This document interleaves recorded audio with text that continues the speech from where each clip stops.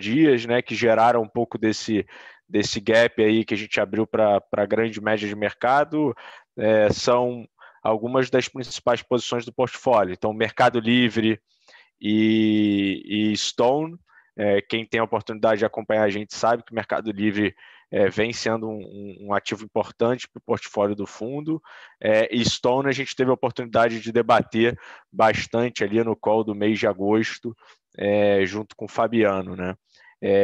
E além de Mercado Livre e Stone, que estão mais nesse tema de tecnologia, vamos dizer assim, a gente teve Localiza como uma excelente performance do mês também, que subiu 22% nos últimos 30 dias, e Alpargatas, né?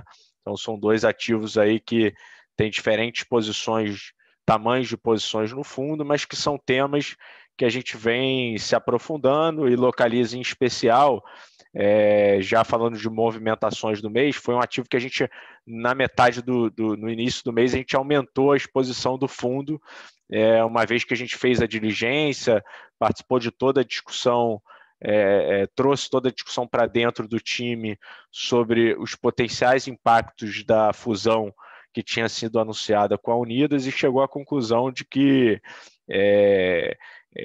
os impactos de estratégicos para a Localiza e os impactos de rentabilidade para o setor como um todo podem ser muito significativos para serem ignorados. Então, a gente aumentou ainda mais a nossa aposta em Localiza, mesmo depois de toda aquela alta lá do dia do anúncio, né? Mas, enfim, a gente está aqui sempre atualizando nossos pontos de vista.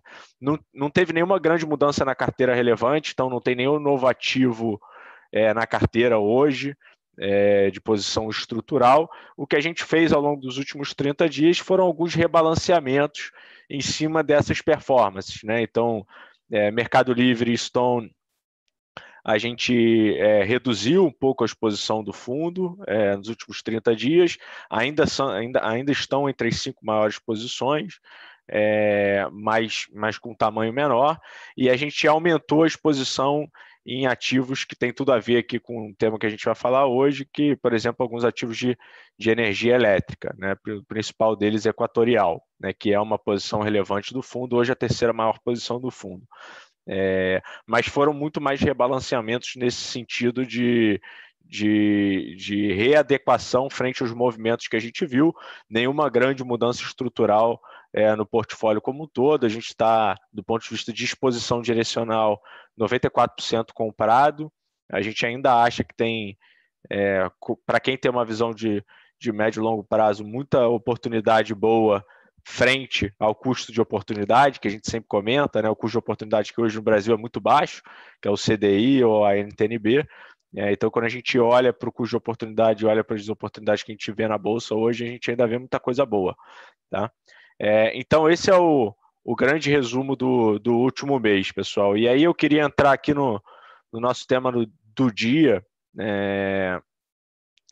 que fazendo uma abordagem antes de entrar no tema de energia elétrica sobre nossa visão de risco. E geralmente a gente não traz apresentações, mas eu acho que hoje é um dia que os dados vão tangibilizar um pouco o que a gente vai falar. Então vou projetar aqui uma apresentação que a gente não precisa seguir ela, tá? Mas tem alguns dados aqui que o Raul vai comentar que eu acho que ilustrados na tela fica mais fácil de entender. Então vou jogar aqui, mas a gente, se preciso for, tira e depois volta, enfim. A ideia aqui é que seja um bate-papo bastante informal mesmo, né? Não sei se vocês estão vendo a tela aqui da apresentação. Eu aqui estou vendo, Furtado. Legal. Eu queria, antes da gente entrar no tema de utilities, e o Raul vai ter a oportunidade de trazer o tema para a gente, eu queria trazer uma reflexão antes disso sobre como é que a gente pensa risco, né? Risco é uma palavra que todo mundo fala, né? Risco investimento, risco retorno, etc. Mas muitas vezes a gente tem a percepção de que o risco que as pessoas falam é diferente da forma como a gente enxerga o risco em investimento, né? Então, tem uma frase que para mim exemplifica perfeitamente o que é risco, né? Porque o risco no mercado geralmente é volatilidade, né? Então, fazer, se tem muita volatilidade, quer dizer que tem muito risco. Isso não é uma mentira, né? Quem sou eu para rebater essa máxima? Mas a gente queria trazer aqui uma visão diferente de risco, porque a volatilidade ela é inerente ao investimento em ativos líquidos, né? Então, assim, você tem um ativo listado em bolsa, ele vai ser volátil, né? Então, esse sobe e desce do preço da ação não é geralmente o que preocupa a gente. O que preocupa a gente é risco de perda de capital permanente, né? Mas voltando à definição de risco para a gente, tem uma frase do Elroy Jimson, né, que é um investidor / professor do Endowment de Cambridge, e que para mim é a frase que eu carrego para mim, que me faz sempre lembrar o que é risco, né? Que o risco quer dizer que mais coisas podem acontecer do que elas vão acontecer, né? Então, o ponto que eu quero trazer é o seguinte: tentando trazer para um exemplo prático, né? Se a gente falar que a gente vai sair daqui até Portugal de canoa, né? E eu posso atravessar e chegar em Portugal de canoa, mas não quer dizer que não foi uma travessia arriscada, né?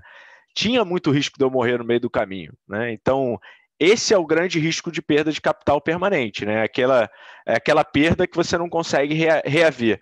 O risco da volatilidade, né, que é o preço cair, se a gente achar que não tem fundamento para o preço cair, não tem problema, ele vai voltar em algum momento do tempo. Mas o risco que a gente entende que é o risco importante é esse risco de que você não consegue recuperar, né? E aí tem um outro comentário do Howard Marks, que aí quem escuta a gente aqui já deve conhecer, que é um dos fundadores da Oaktree, né? Que escreve muito bem, tem umas frases muito boas, que a gente trouxe aqui também, que não quer dizer que um investimento deu certo, não quer dizer que ele não era arriscado, né? Então, a gente traz isso muito para a gente, assim, não quer dizer que uma ação subiu 100%, e aí você pegou esse 100% de alta e encerrou sua posição, não quer dizer que você não incorreu num risco muito alto, né?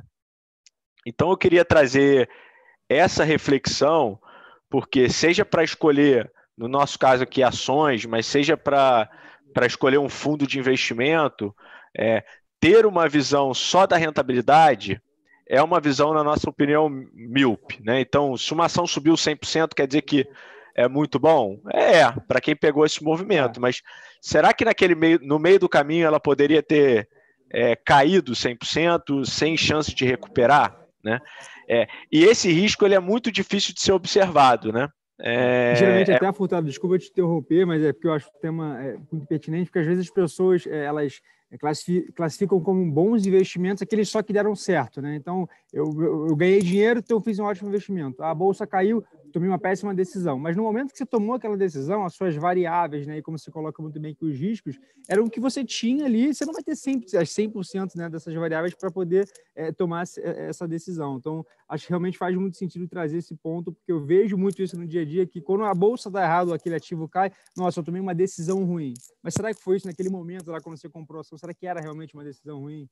Sim, então eu trouxe esse tema para as pessoas conhecerem um pouco mais da forma como a gente pensa e que fique muito claro que a nossa grande preocupação, onde a gente gasta muito tempo na hora de investir, além de construir toda uma tese de investimento, é se preocupar em mapear muito bem quais são os riscos de perda de capital permanente, né? Então a gente sim avesso a riscos binários, né? Do tipo, eu tenho uma empresa aqui que ela pode quebrar, e aí se ela quebrar, ela cai 100%, vale zero, mas se ela não quebrar, tem uma probabilidade dela não quebrar, ela sobe 800, né?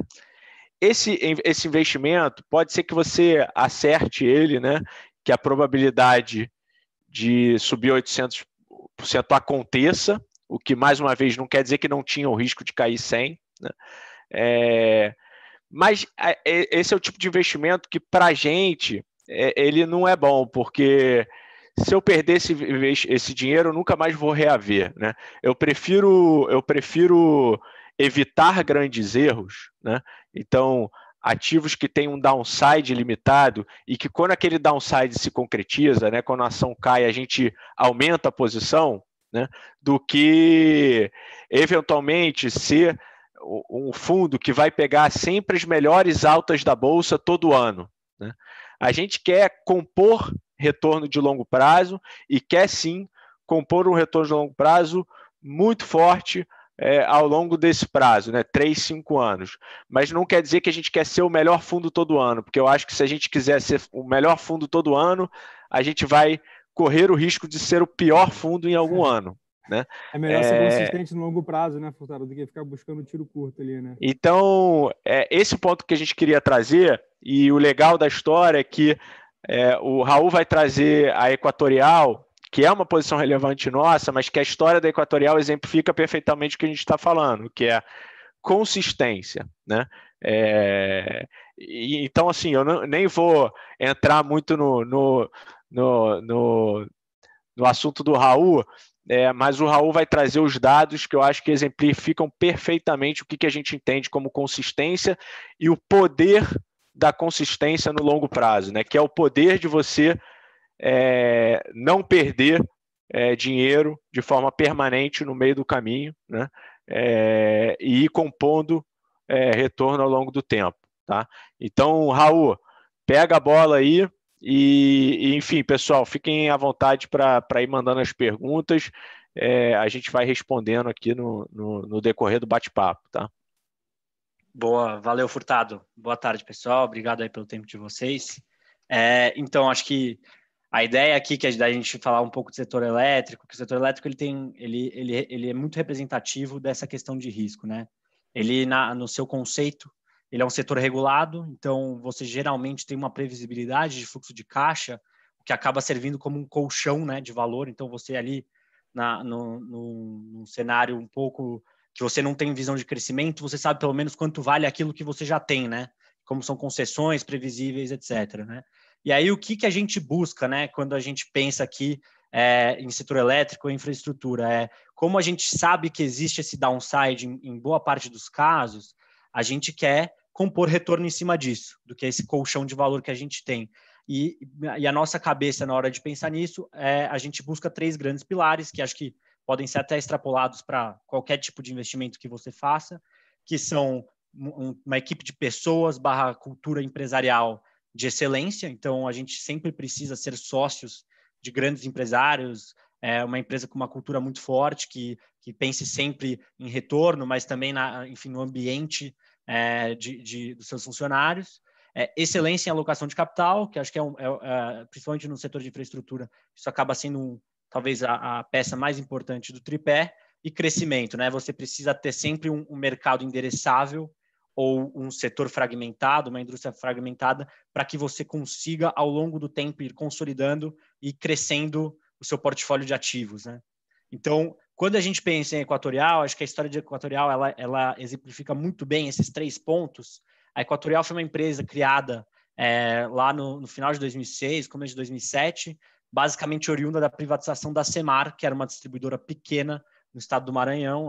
Se a gente pensar há 13 anos atrás o que era o Brasil vis-à-vis do que é hoje, a gente já imagina todo o crescimento que essa concessão podia dar, mas ela, na verdade, era uma empresa estatal, subinvestida, com uma cultura de pessoas estatal, que por muitas vezes não tem alinhamento, né, em todas as cadeias da empresa, e veio ali um time de pessoas, tanto do mercado financeiro, via o fundo de private equity, que acabou recrutando um time de excelentes gestores que participam ou participaram de boa parte da Equatorial até hoje.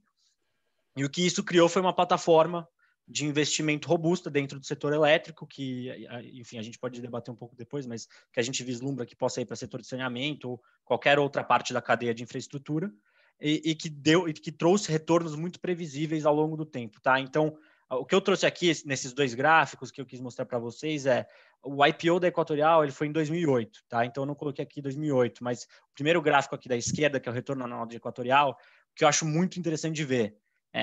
só teve um ano negativo de retorno, né? Então, o acionista de Equatorial só, na prática, perdeu dinheiro em um ano, e esse ano foi 2020, com a pandemia, e pode ser, né, que até o final do ano a gente veja que isso saia do território negativo, mas o que é muito legal aqui é que você vê a consistência na entrega de geração de valor, porque você viu um time capaz de executar aquisições complexas que boa parte do mercado não queria, que conseguiu construir uma plataforma e conseguiu ter muita agilidade na hora de alocar esse capital.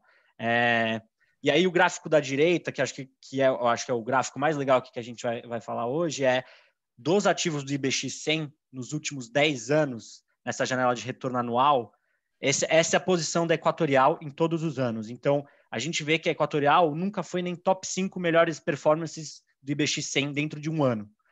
Então, aí a gente fica se perguntando, pô, Raul, será que realmente é um bom investimento isso? Porque no final a gente está vendo aqui que Equatorial nunca nem top 5 das melhores ações do índice IBX aqui numa amostra de 100 empresas, as 100 maiores empresas do Brasil, né? Aí eu queria só que você descesse para o próximo slide, Furtado. Deixa eu só ressaltar esse ponto, que acho esse ponto é muito legal. Assim, pessoal, assim, se tivessem feito uma carteira com as 10 maiores altas do IBX 100 todo ano, né, a Equatorial só teria entrado em um ano, só em 2015. Né? Só em 2015 a Equatorial ficou entre as 10 maiores altas do IBX. Né? E aí segue para a parte que mais exemplifica o potencial da consistência. Isso, e aí, o que a gente fez, né? A gente falou, tá, legal, né? Em um ano, a Equatorial ela é uma grande outperformer ali do índice. Mas se a gente pegar essa janela de 10 anos e analisar esse retorno, como é que será que fica o ranking, né? Aí a gente vê uma coisa que exemplifica muito o que a gente está tentando trazer para vocês aqui hoje, que é a Equatorial, numa janela de 10 anos dentro dessa amostra de 100 ativos aí do IBX, ela é o maior retorno anualizado do IBX, tá? Então, o que isso mostra para a gente? Que, voltando ali para o ponto do Furtado, né? A gente não quer um investimento aqui que dê 100, 150% no ano, porque, invariavelmente, esse investimento vem carregado com um risco que talvez não seja adequado para a gente carregar junto. A gente quer histórias que vão se concretizando ao longo do tempo, que você tenha colchão de valor, mas que você acredite que essa combinação de crescimento, grupo de pessoas e alocação de capital vai te fazer compor retornos acima da média ao longo do tempo, tá? Então, acho que a Equatorial é um exemplo que a gente gosta muito. Eu acho que, enfim, se a gente vê todas as grandes assets brasileiras tiveram Equatorial por um longo período de tempo e foram as posições mais bem-sucedidas, é um exemplo do poder que isso tem, né? E aí, o que a gente tenta fazer aqui é criar um paralelo de pensar, tá bom, mas Equatorial, será que já foi? Será que a grande pernada de Equatorial já foi? A gente acha que talvez a gente não tenha um retorno analisado de 30% para os próximos 10 anos de Equatorial, e não duvido que a gente esteja errado pelo grupo de pessoas que estão lá, mas a gente ainda vê uma oportunidade de crescimento substancial em Equatorial, dado justamente esse tripé e esse grupo de pessoas, né, tanto diretoria quanto conselho, eles estão sempre provocados a procurarem novas coisas, né? E a gente vê todo esse movimento que está acontecendo no setor de saneamento. A gente já viu lá o leilão de privatização da distribuidora de água e esgoto do Alagoas, já teve um outro leilão também que foi super competitivo logo em seguida, e a Equatorial pretende sim participar desse setor de saneamento, e a gente acha que é super sinérgico com o que a empresa já tem lá hoje. E a gente vê um mercado aí que tem 700 bilhões de reais de investimento para ser feito nos próximos 30 anos, e mesmo que a competição seja muito acirrada, conhecendo, né, o calibre das pessoas da Equatorial, o seu poderio de alocação de capital, a gente vê esse como um dos grandes agentes ali para capturar um pedaço dessa necessidade de investimento que existe no setor de saneamento, né? E isso sempre casado com bons retornos. Então, a gente acredita ainda que tem esse espaço de crescimento de saneamento equatorial, um dos motivos pelos quais a gente ainda carrega a empresa, mas a gente também, de novo, volta para aquele ponto de colchão de valor. As concessões que a Equatorial hoje, elas ainda têm um potencial de crescimento orgânico dentro das concessões super relevantes, que só eles já nos garantem ali crescimentos de 2 dígitos de lucro, geração de caixa, seja qual for a métrica que a gente queira olhar, o que já é um colchão de valor ali para a gente ter conforto de que a empresa vai continuar crescendo e crescendo a bons retornos, tá? E acho que a segunda etapa aqui do que a gente está tentando fazer é como é que a gente acha a próxima Equatorial, né? Enfim, uma empresa de infraestrutura que combine todas essas características que a gente julga aqui tão importantes, né? Então, a gente começou a fazer a nossa lição de casa aqui e uma das empresas que a gente se deparou é a Ômega. Ômega Energia, tá? A Ômega é uma empresa 100% de geração renovável. Hoje ela atua nos setores de energia eólica, centrais hidrelétricas pequenas e solar. E ela foi uma empresa que foi fundada por um grupo de pessoas, no caso aqui, principalmente o fundador, o presidente da empresa hoje, que se juntou com um player de excelência financeira, como a gente viu lá atrás da junção de Equatorial, que foi, na verdade, a 20, né, o pessoal da 20 com executivos do setor ali, principalmente da Coelba. A gente vê aqui um cara que, o presidente da empresa, o Antônio, ele é um cara do setor, tem muita experiência no setor, é visto hoje como uma das pessoas fora da curva no setor de energias renováveis, com um player de excelência financeira, que é a Tarpon, o Private Equity, que é super focado em alocação de capital, etc. E a gente vê de novo esse potencial de combinação, mercado com potencial de crescimento, excelência em alocação de capital e pessoas, tá? Então, o que eu vou mostrar para vocês aqui nos próximos slides é só um pouco da história de Ômega e tentar trazer uma abordagem um pouco numérica para isso também, tá? Então, a Ômega fez o IPO dela em 2017, julho de 2017. Foi um IPO pequeno, a empresa era super pequena lá na época. Então, o primeiro gráfico que eu trago aqui para vocês é a capacidade instalada em megawatts da Ômega na data do seu IPO. Então, a Ômega tinha aqui 476 mega de capacidade instalada. É uma empresa pequena, tá? A gente vê as geradoras hoje listadas em bolsa, todas têm quase nenhuma tem menos de 2 GB. E a gente vê aqui o crescimento que a Ômega proporcionou aos seus acionistas desde sua listagem em termos de capacidade instalada. Isso foi tudo 100% via aquisições. E aquisições que a gente vê como boas aquisições com retornos acima do que a gente acha que seria o mínimo ali para gerar valor para o acionista minoritário, tá? E isso se refletiu no preço da ação, tá? A gente vê aqui que desde o IPO o retorno anualizado de Ômega é de 31%, então ali mais ou menos parecido com o Equatorial. É claro que a gente está aqui fazendo uma análise linear, né? A ação ficou parada por um tempo, depois teve um boom, veio a pandemia, etc.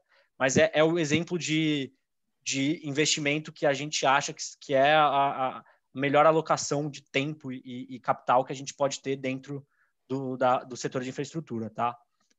E aí a gente vê esse crescimento, a gente pode ficar se questionando se esse crescimento já foi boa parte, né? Já é meio que o caso de Equatorial, se já foi boa parte do crescimento ou se tem mais para frente. E isso aqui é uma estimativa que a gente traz para vocês do que a gente acha que é o mercado endereçável de futuras aquisições da Ômega. Então, a gente fez um trabalho aqui de mapear quais são os potenciais ativos que estão à venda de energias renováveis no Brasil e separou ele em ativos que a gente vê mais no curto prazo, então numa janela mais curta de tempo, e o mercado total. Então, a gente vê que só no curto prazo, se a Ômega fosse capaz de executar todas essas aquisições, ela dobraria de tamanho mais uma vez. E se ela, no final, conseguisse abocanhar todos os 8,1 GB aqui de capacidade que a gente acha que podem ser transacionadas num horizonte de médio prazo, elas, bom, né, o crescimento seria aqui exponencial da tese de investimento, e é um pouco o que faz a gente ter Ômega hoje e o que permeia aqui nossa tese de investimento, tá? Raul, eles até seguraram um pouco dessas transações por Covid, né? Por conta da pandemia mesmo, né? Já tinha muita coisa endereçada, né? Perfeito.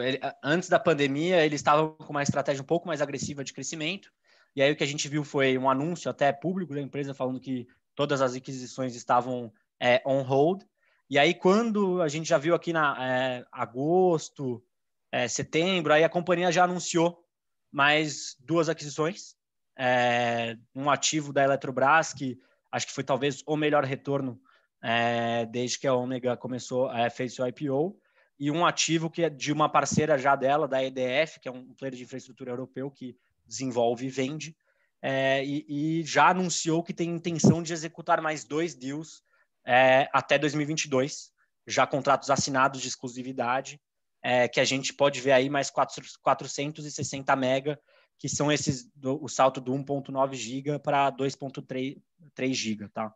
Então, a gente vê o reloginho não parou dentro da empresa, a empresa continuou obstinada ali em crescer e criar uma plataforma de energias renováveis, e a gente acha que eles são super bem posicionados. Até a gente vai eu acho que é importante falar aqui que hoje, dentro das empresas listadas em bolsa, né, do setor elétrico, a Ômega é a única que tem um mandato específico de energias renováveis, tá?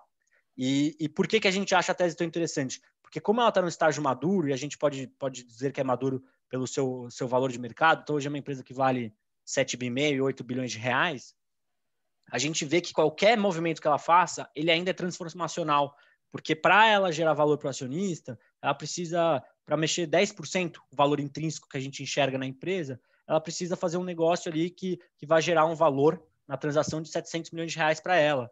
E aí o que eu vou trazer para vocês aqui embaixo, no próximo slide, é justamente mostrar o histórico de aquisições que ela fez, tanto o nível de retorno, de TIR real, implícita do negócio, o quanto isso gerou de valor para o acionista de Ômega, tá?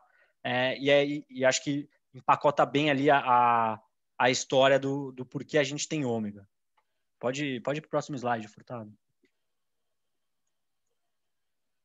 Então, o que eu trouxe aqui foi, eu fiz um compilado, né, de todas as aquisições que a Ômega fez desde o seu IPO, e aí eu vou, apesar da tabela aqui ter muito número, eu vou pedir para vocês olharem para duas, tá? A penúltima coluna, tá? Ou então a segunda da direita para a esquerda, que é essa TIR real alavancada da aquisição, e aí aqui a gente vê todas as TIRs de cada uma das aquisições que ela fez, e você vê que todas estão entre 9%, 12%, 10% real, que no final, se a gente for extrapolar isso para olhar contra B, seria ali algo sempre acima, que é esse gráfico que eu trago abaixo, sempre acima da NTNB, da data da aquisição, mais 5 pontos percentuais. Então, a Ômega sempre comprou ativos com um excesso de retorno que seja satisfatório para o nível de custo de capital que a gente vê como necessário para continuar gerando valor para os acionistas, tá? E a gente vê que ela acelerou, né? Assim, se a gente pegar aqui como essa é uma linha do tempo, acho que fica interessante de ver. Ela fez uma aquisição aqui, né, um pouco depois do seu IPO, ficou um tempo sem fazer nada, aí 2018 fez mais umas aquisições, 19 fez mais algumas aquisições, aí do final de 19, começo de 20 até agora, ela acabou anunciando já 5 aquisições, né? Então a gente vê, na verdade, que o potencial de crescimento ele pode acelerar ao invés de reduzir, porque ao passo que ela vai crescendo de tamanho, ela consegue acessar o mercado de capitais com uma diluição menor para os acionistas que estão lá na base de acionistas, tem acesso maior ao mercado de crédito, por ser uma empresa já estabelecida. Então, é uma simbiose ali de crescer, e quando você cresce nesse setor, você consegue ter mais robustez para continuar crescendo, tá? Então, acho que a ideia era um pouco essa, de mostrar um pouco disso. Não sei se Lucas, Furtado, se alguém tem alguma pergunta aí que a gente possa falar. Eu até tenho uma pergunta, mas olhando... Desculpa, Furtado. Não, eu queria só consolidar a mensagem, pessoal. Assim, nosso objetivo aqui nunca vai ser ficar dando call de papel, né? A gente brinca que a gente está aqui para mudar de opinião, né? Mas para o pessoal que acompanha a gente, cotista ou não cotista, que a gente espera que vire cotista em algum momento do tempo, entender onde a gente está alocando o nosso tempo, como é que a gente enxerga, né? Então, acho que esse tripé que o Raul falou, de como é que a gente enxerga investimento em utility, ele é muito importante, porque isso vai trazer para a gente o que a gente acredita que retorno consistente de longo prazo, né? Se a gente encontrar as pessoas corretas dentro do segmento de mercado que apresenta possibilidade de crescimento, com uma disciplina de alocação de capital com retornos atrativos, a gente acha que aqui tem a fórmula perfeita para gerar retorno de forma consistente dentro desse setor no longo prazo, né? Mas, mais uma vez, assim, Ômega talvez não seja a grande porrada de 2020, ou a grande porrada de 2021, ou a grande porrada de 2022, né? A gente quer que, numa janela de 3 anos a 5 anos, a gente consiga entregar um retorno muito satisfatório investindo nesse tipo de ativo, né? Que é um ativo que traz muita previsibilidade. Então, já respondendo um pouco da pergunta que o pessoal está fazendo sobre dívida, mas eu vou deixar com o Raul, mas utilidade pública, naturalmente, você consegue projetar os resultados com uma assertividade maior, né, os resultados de longo prazo, mas que a gente acredita muito que, na média, as pessoas olham para os valuations da companhia né, como o TIR, TIR real, né? Então, qual é a taxa de retorno real que esse fluxo de caixa vai me trazer no tempo, né? Só que muitas das vezes a gente acredita que as pessoas só olham para isso e esquecem de olhar para o potencial de geração de valor que não está nessa conta, né? E essa foi a grande história de Equatorial no tempo, tá? Assim, Equatorial, se você perguntasse para um analista de mercado, em qualquer momento do tempo, ele ia falar que a Equatorial era um ativo bem precificado, ou até caro em alguns momentos do tempo, né? Que era uma TIR muito próxima ou com um spread para NTNB muito baixo. O que a Equatorial fez para trazer retorno consistente no longo prazo? Ele fez novos investimentos, né? Então a história da alocação de capital com retorno muito maior, e pelo fato de ter uma cultura muito forte, pessoas muito competentes, também entregou dentro dos próprios ativos que o mercado já colocava na conta, surpresas positivas do ponto de vista de eficiência, né?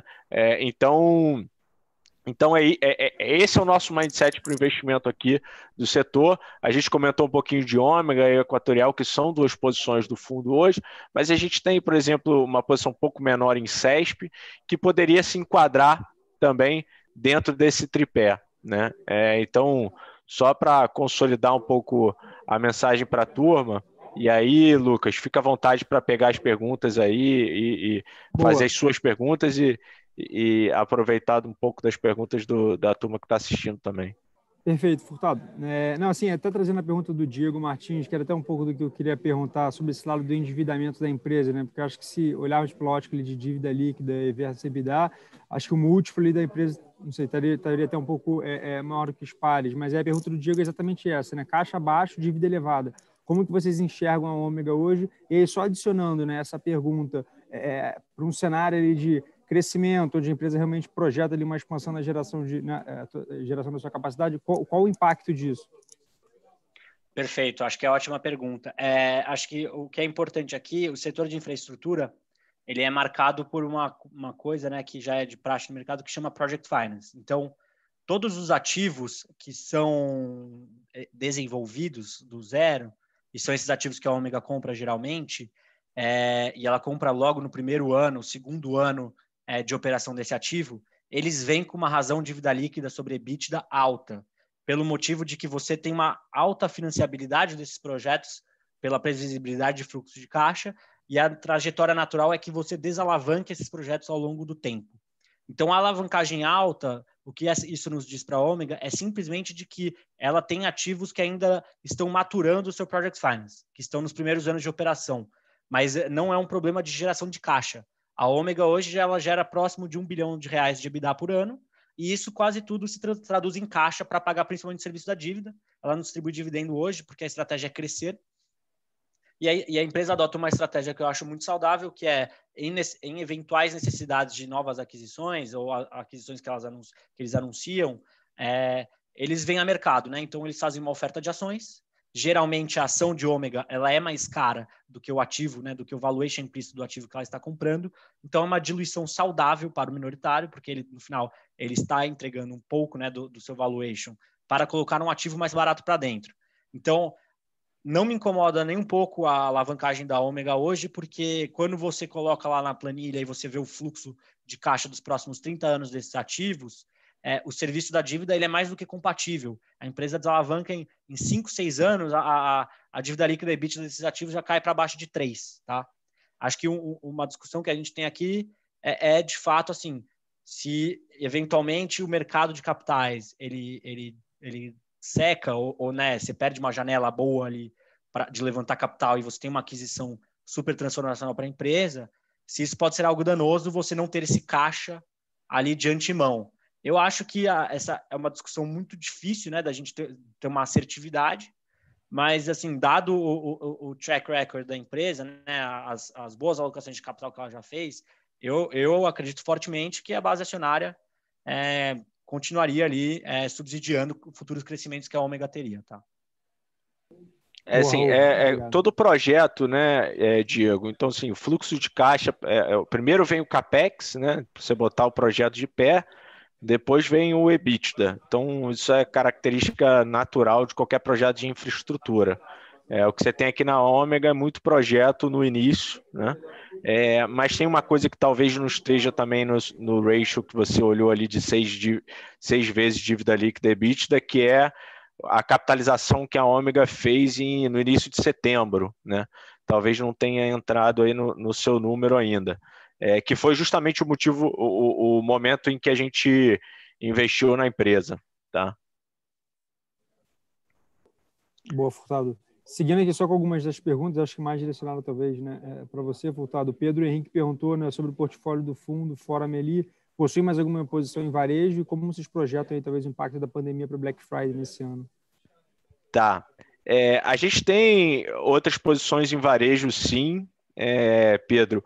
A gente, só que com riscos diferentes, né? Acho que Meli, por exemplo, ela é bem mais do que varejo para a gente. Assim, ela é de fato uma empresa de tecnologia e hoje quase 50% da receita da companhia está na área de pagamentos, inclusive, né? Que é a área financeira. A gente tem a posição em Renner hoje, que talvez seja o varejo mais tradicional aí, junto com Via Varejo, né? Que são posições médias do fundo. Mas respondendo a sua pergunta com relação a Black Friday, o que a gente tem visto, né, acompanhando as empresas de perto, conversando com os fornecedores, com a indústria e etc., é que você tem tudo, assim, a tendência é que você tenha um Black Friday muito positivo, né? E por incrível que pareça, como consequência da pandemia, né? Por dois motivos. Corona Voucher, né? Então, toda a injeção de liquidez feita para as pessoas no Brasil, ela aumentou o nível de poupança do brasileiro, né? Então, você muito mais do que supriu a perda de renda que você teve. E tem um segundo efeito, que as pessoas estão viajando menos, então elas compram mais aqui dentro, as pessoas estão mais trancadas dentro de casa, então estão investindo mais na própria casa. Então não é à toa que a gente vê volumes de eletrodomésticos, etc., muito altos. E vou adicionar aqui umas coisas que têm surgido das nossas conversas com os fornecedores de eletrodomésticos, que hoje em dia a indústria não tem nem capacidade de atender a demanda que está tendo, tá? Então a indústria já mudou de 2 para 3 turnos, e a gente está vendo sim falta de produto no mercado, o que para alguns cases de varejo que a gente tem, e eu acho que até a Renner, não sendo eletro, mas a Renner tem uma cadeia de fornecedores têxtil muito fiel a ela. A gente tem visto falta de suprimento em diversas indústrias e os grandes players que se relacionam bem com o fornecedor ou que são muito relevantes para o fornecedor, naturalmente vão ganhar share nesse momento, tá? Então, acredito muito que esse é o caso da Via Varejo, inclusive, porque o pequeno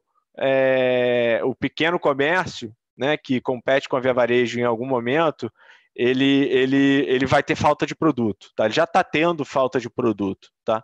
Então a gente entende que vai ser uma boa Black Friday do ponto de vista de demanda, né? Porque o dinheiro está circulando, e vai ser também uma boa Black Friday para os grandes players, né? Do ponto de vista de ganho de market share, né? Essa é uma crença nossa. A dificuldade aqui, sem querer ser muito otimista, né? A dificuldade aqui está em 2021, né?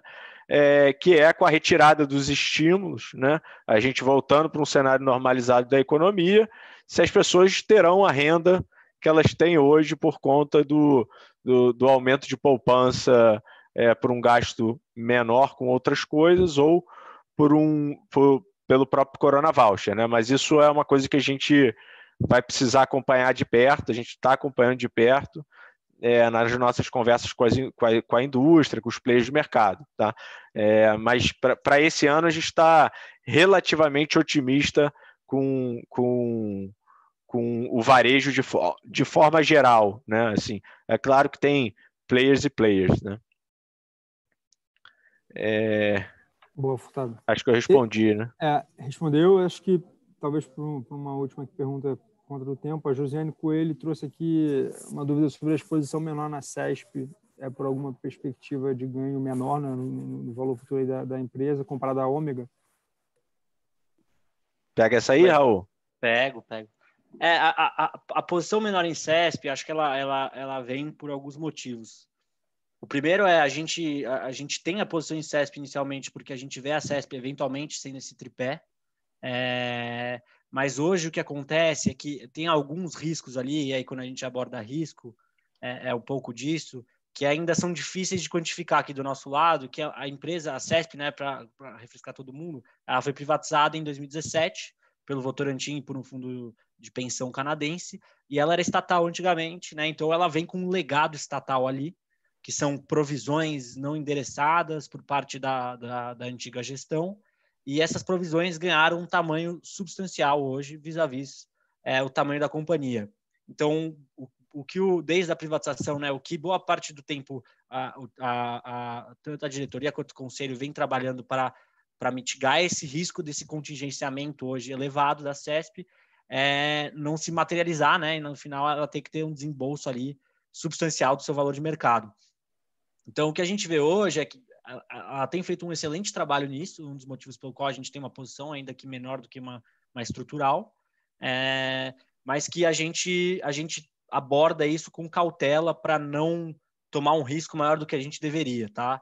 E aí, somando-se a isso, existe uma estratégia do time lá de gestão de ser um pouco mais cauteloso com futuras aquisições, enquanto a gente não resolver essa contingência passiva, assim como a contingência ativa que a CESP tem contra o governo federal. Então, a gente vê, eventualmente, a CESP tendo esse tripé de investimentos, esse tripé de teses ali que nos fazem querer ter a ação de CESP no longo prazo, mas ainda está um passo talvez atrás, no sentido de que existem alguns problemas ali que têm que ser solucionados, e como a gente não tem bola de cristal aqui, a gente fica numa posição menor, porque a gente gosta do estrutural, o fundamento estrutural nos parece muito bom para a CESP, e o valor intrínseco hoje também nos parece muito bom, mas a gente fica dosando essa posição para ajustar o risco do fundo, né? Isso foi até uma das primeiras decisões colegiadas que a gente teve como equipe, e a gente chegou a essa conclusão de que é melhor ter um pouco menos hoje para ver como evolui essa questão desses contingenciamentos, e ao passo que a gente tem conforto, a gente ganha conforto de que o management endereçou 100% ou 95% desse contingenciamento, a gente senta e discute para ver se de fato a tese de CESP será agora uma tese de crescimento calcada num time de boas pessoas e boa alocação de capital. Boa, Raul. Acho que do meu lado aqui foram todas, Camilo. Não sei se quer trazer alguma outra pergunta. Tem uma pergunta aqui sobre risco fiscal do Brasil. Do Hélio, perfeito.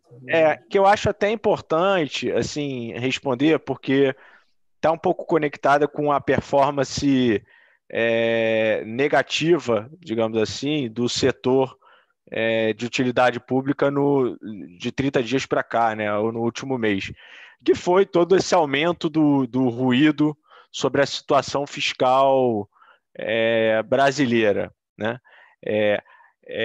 Eu queria só dar um passo atrás, Wellington, para mais uma vez trazer a forma como a gente pensa, né?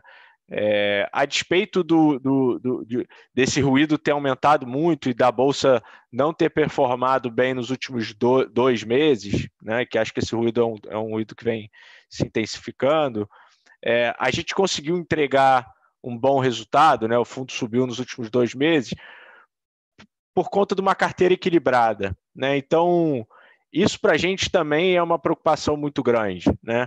É muito difícil. A situação fiscal do Brasil é uma situação delicada, né? A gente tem um endividamento elevado, né? A gente se aproxima a cada dia que passa de uma eleição em 2022, que depende muito da popularidade do atual presidente para seguir uma agenda de direita, né?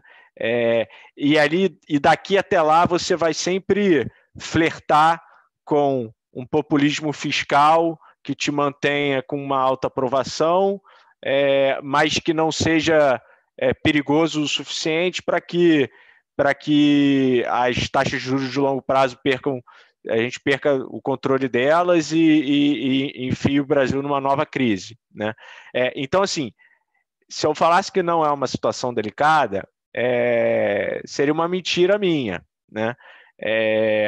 Mas se a gente seguir com a agenda de reformas, né, isso está muito bem endereçado. Então, o que a gente precisa é seguir com a agenda de reformas, que a gente entende que tem boa vontade. E aí eu gosto muito de